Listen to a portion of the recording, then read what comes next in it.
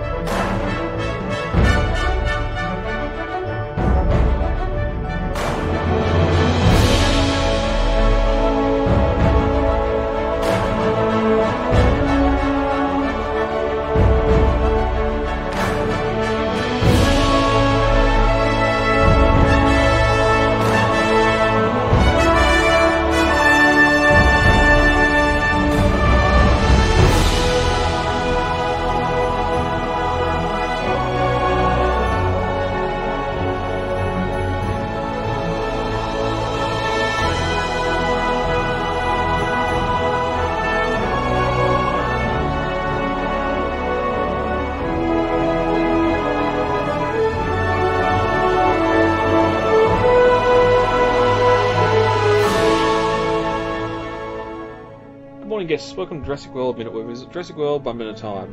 Man, I hate heights. I'm Brad. I'm Dave. And this episode is all about minute 61, but before we get to that, heading over to Jurassic-Pedia.com with our final Camp Cretaceous article. E750 is creating a lot of speculation throughout the fan community. What is it? What could it possibly be? Now the trailer's been released for Camp Cretaceous Season 3. It's going to be a big part of Season 3. There's speculation all around.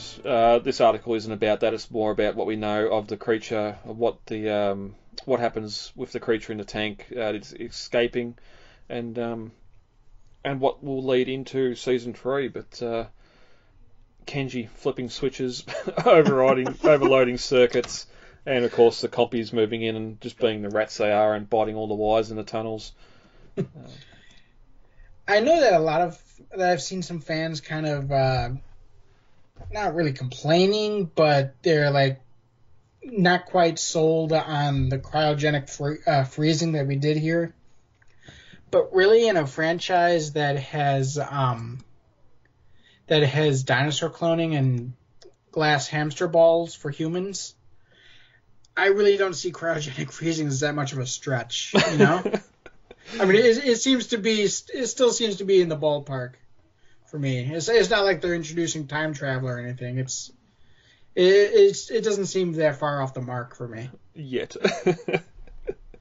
Yeah, well, that's exactly right. And I've had this discussion with people about other franchises, and one containing with space wizards and swords and light swords that you can't understand why this is happening, but your main characters are wizards with light swords. We've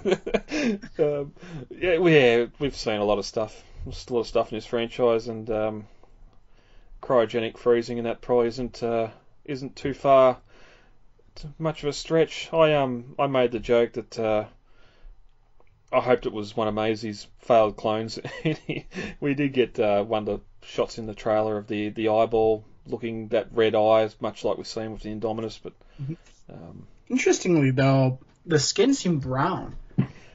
I've heard people say it looks a lot like the original raptors from Jurassic Park.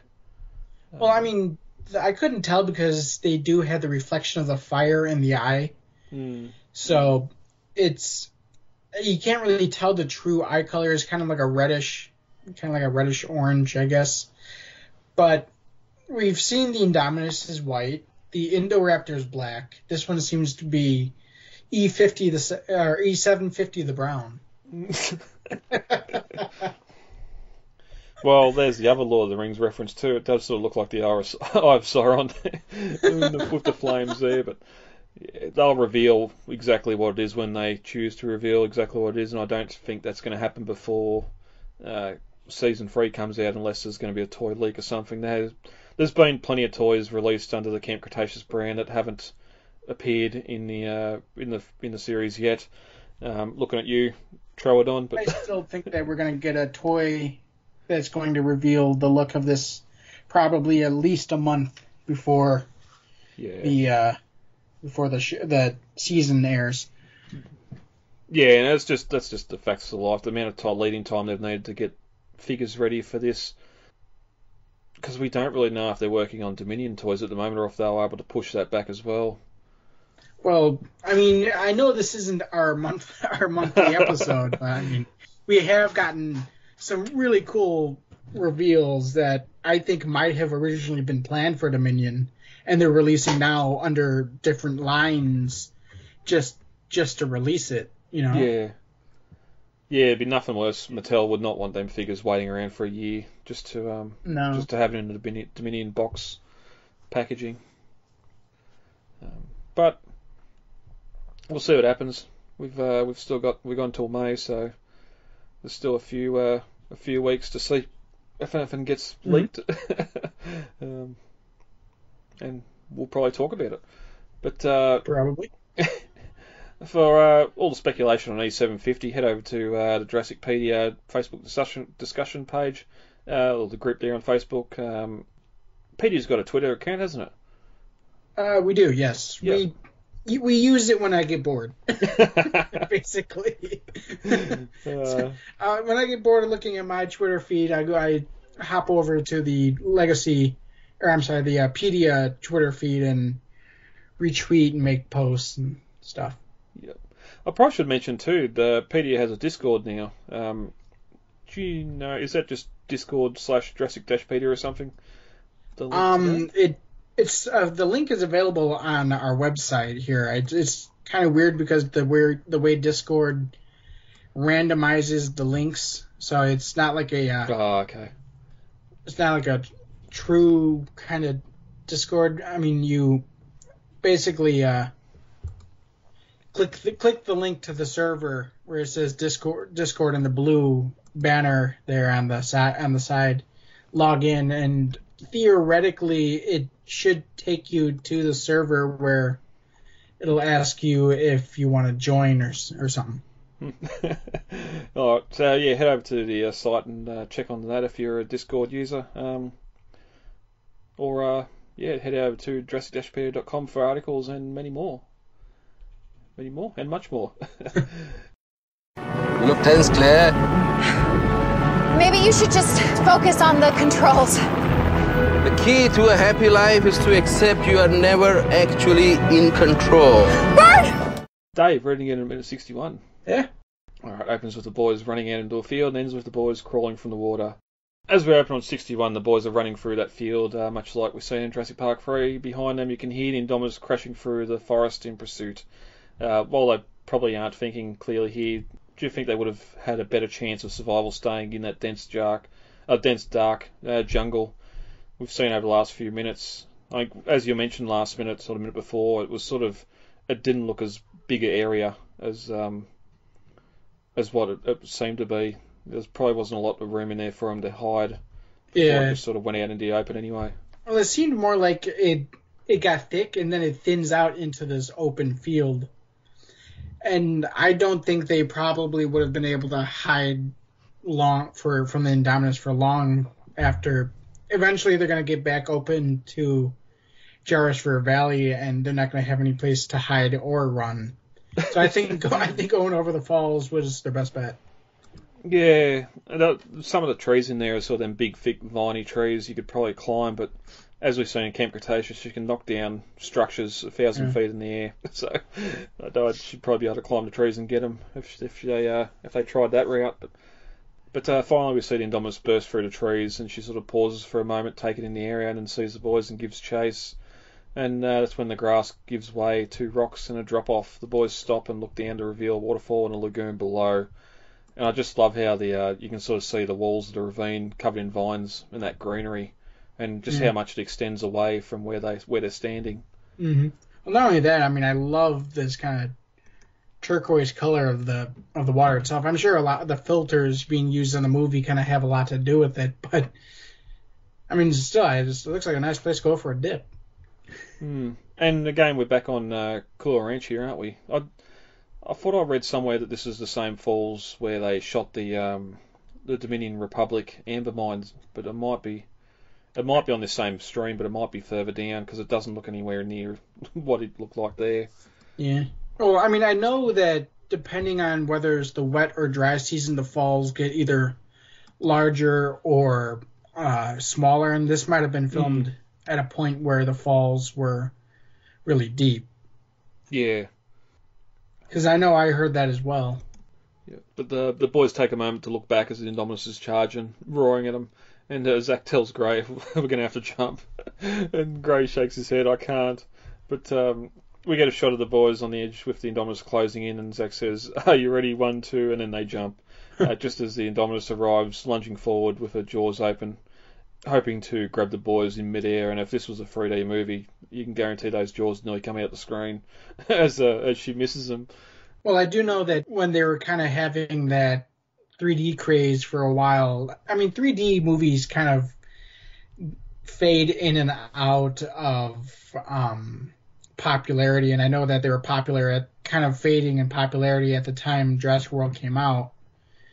It was kind of really jump started in popularity by the 3D technology pioneered with Avatar, and kind of ended around the time Jurassic World came out. So the movie did get a 3D movie release.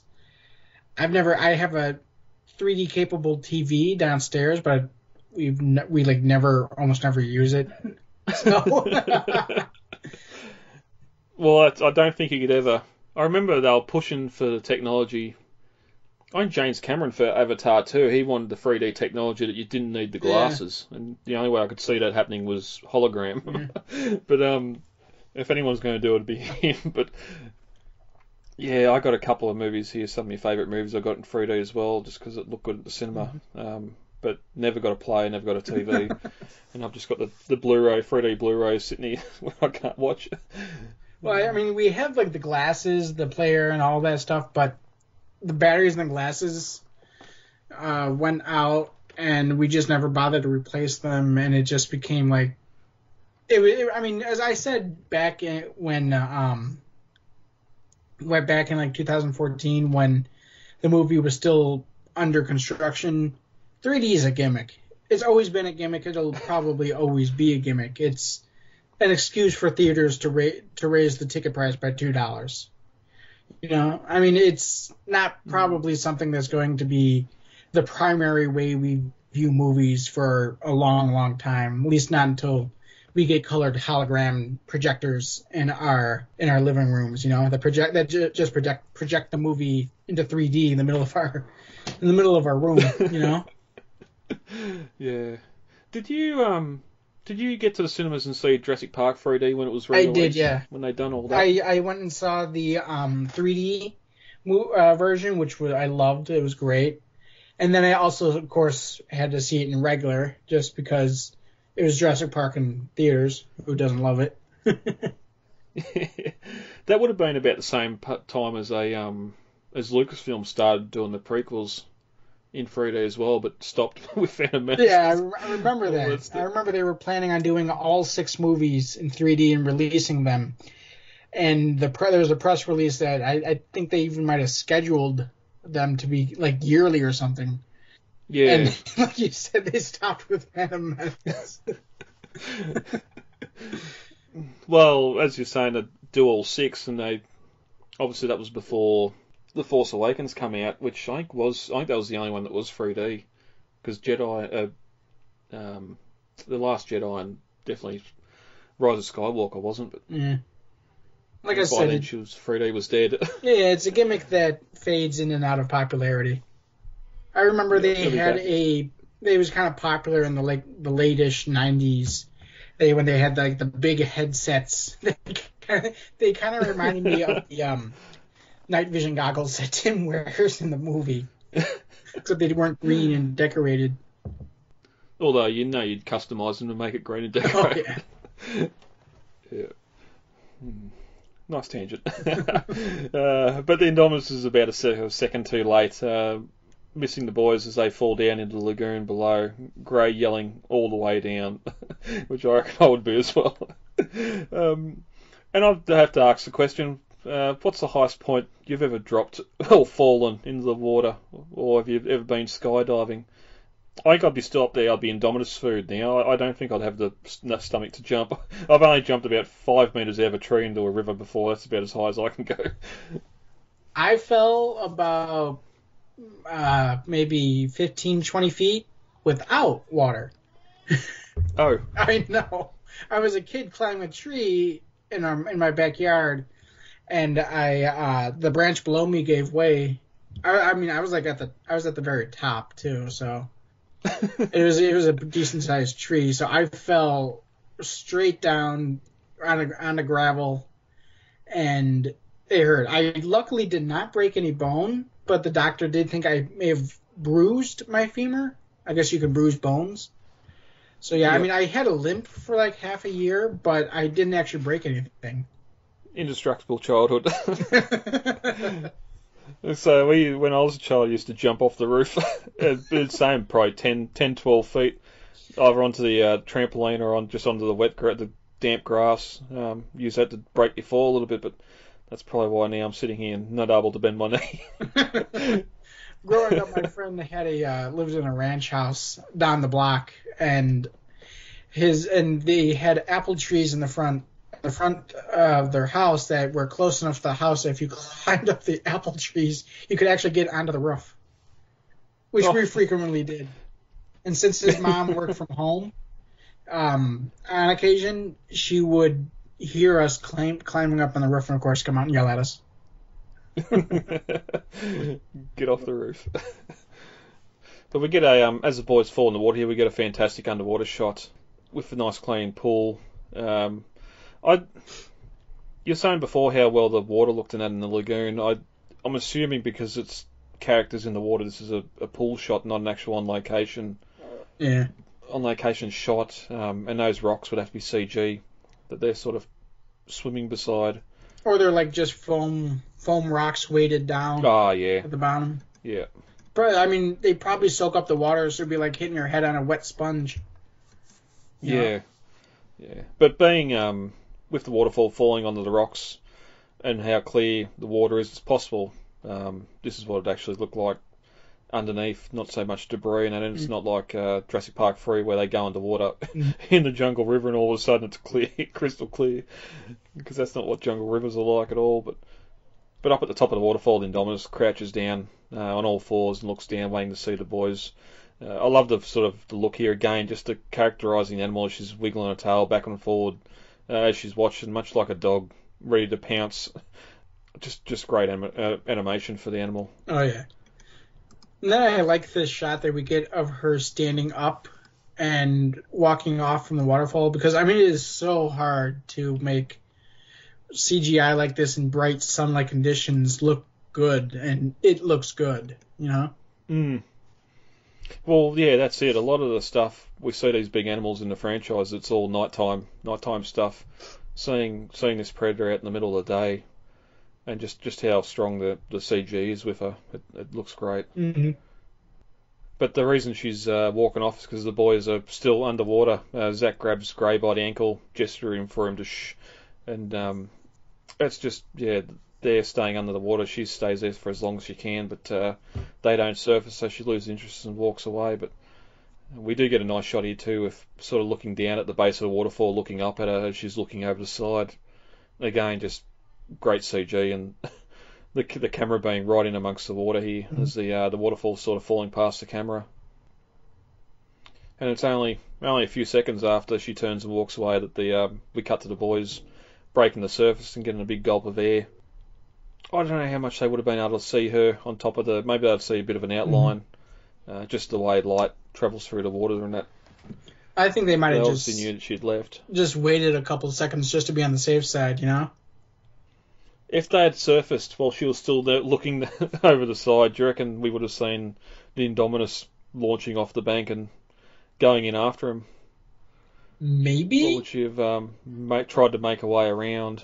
I'd imagine she'd probably have try to make her way around. She's probably being larger. She's probably much more liable to break something jumping from that height.